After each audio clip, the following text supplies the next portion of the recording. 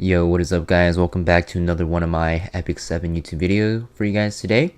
And today we're going to be talking about the new Powder of Knowledge shop rotation, what to buy and what to avoid. Now that being said, we're going to be starting off with the current banners artifacts, right? We have Bologna and Rowana running as of this video.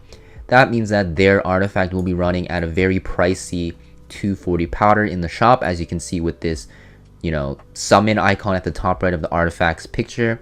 Long story short, Iron Fan, pretty bad artifact. You're only ever going to really use this on Pavel and on Banshee one-shot and I guess Ice Expedition on Rangers. For the most part, there's like a lot better options, right? You can literally use any other damaging artifact and it's better than Iron Fan in PvP. In PvE, just use Daydream Joker, or for, Ice Expedition, just use Bloodstone. Just makes your runs more consistent and stuff like that, right? There's a lot of better options. No point in ever buying this for 240 powder. Iron Fan definitely needs a rework. This artifact just sucks. Like, long story short, it just sucks. Definitely needs a rework. I think, like, even if you buff this, it can't even really get much better unless they over buff it. Definitely needs a rework, so easy skip. If you guys have them in your inventory and you guys pulled it, you guys thought you got a really good steal because you got a 5-star artifact. Yeah, sorry guys, this artifact's not that great. So yeah, definitely skip this one. Touch of Rekos, this one's pretty good. Basically, it makes it so that when you get hit by an attack, right, you're actually going to heal all of your allies. Now, this is basically the AoE version of Amelia's artifact, which, if you guys didn't know, is pretty strong, right? You have Guardian Ice Crystal, which will be basically, will effect resist bonus as well. And when you get hit, you will recover one ally by a larger amount, albeit you do have to be less than 50%. But that artifact's just a better version of Touch of Rekos because the healing on this is very, very minimal. And yeah, not that great. You don't even get effect resist or any other stat. I think this artifact needs a buff. It's still okay, but like Soul Weaver artifacts are just very, very powerful in general. So if they're all very good, the bar for being viable is just a lot higher for that class. So Touch of Rekos is definitely on the weaker side, or the weaker spectrum of Soul Weaver artifacts, in my opinion. I think if you just add this, like, I don't know, 10% HP on the caster or something like that, it'd be a lot better. But for now, this one's also not worth buying. If you guys do have one though, it's not as bad as Iron Fan. You can still use this on like Rowana or like Elyha or basically any Soul Weaver, but not that consistent because the heal is so little. And yeah, 240 power, definitely not worth it. If you guys have a copy, still worth holding on to both of these because these are two artifacts that most likely will get buffed.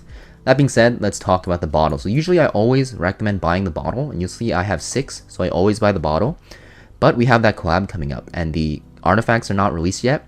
And if you think about it, if you look at today, right? Today I'm recording this video on the 12th of August. August 12th, we have 40 days until this refreshes, until you have to buy this bottle before you miss that opportunity to get it from this cycle. The collab will be ending around the same time the Powder of Knowledge shop refreshes, right? So what that means is you guys should definitely not buy this until you buy the collab artifacts, because those artifacts might not run again, and chances are they'll be very good on the units that you pull for from the collab.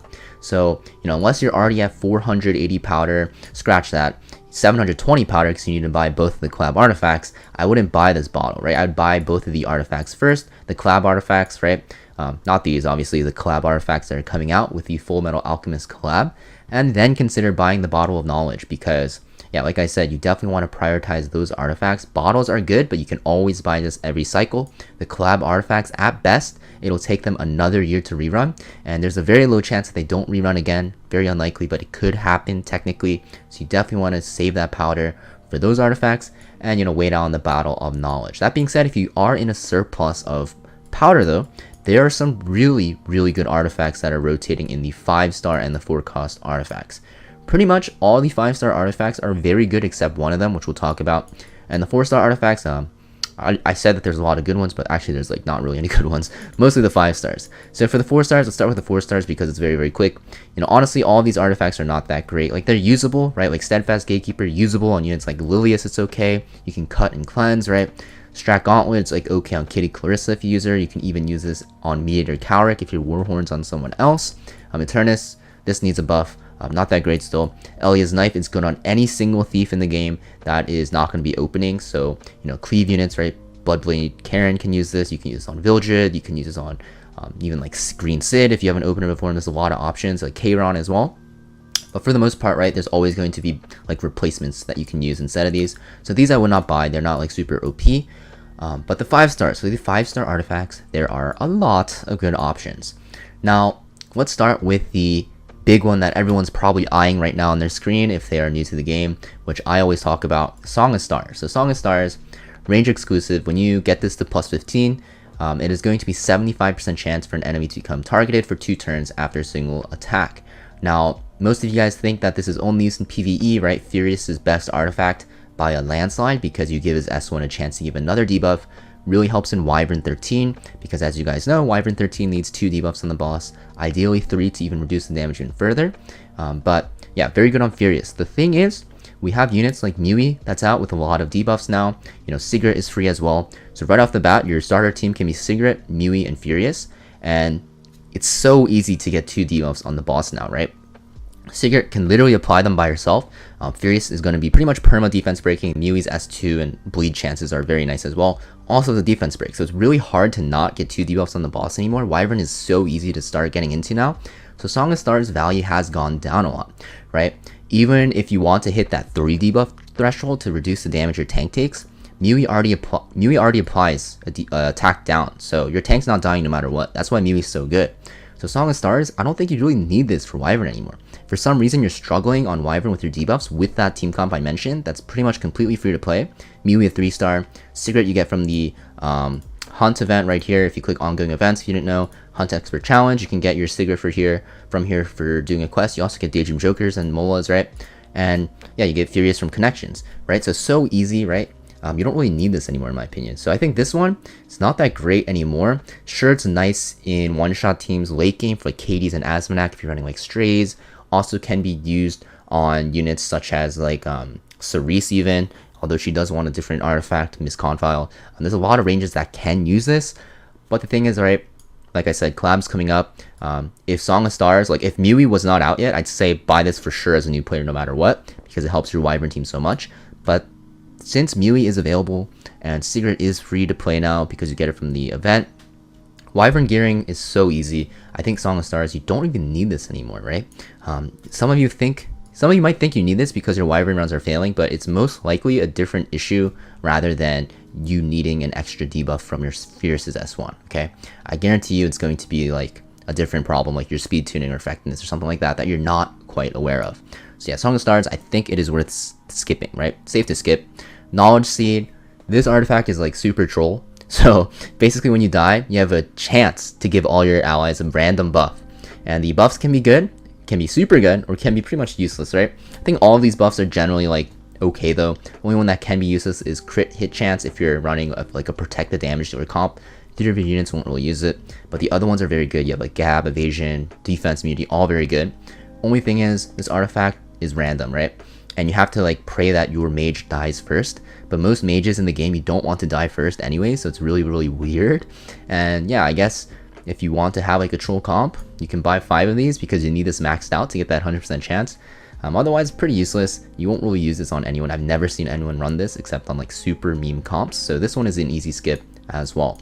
That leaves the other 2, Secret Art, Storm Sword, Celine's, and Rod of Amaryllis.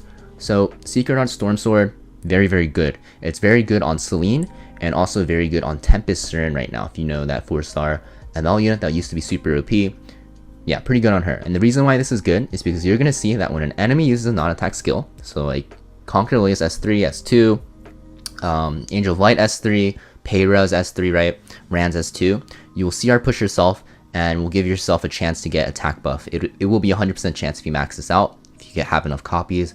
But the most important thing is that CR push.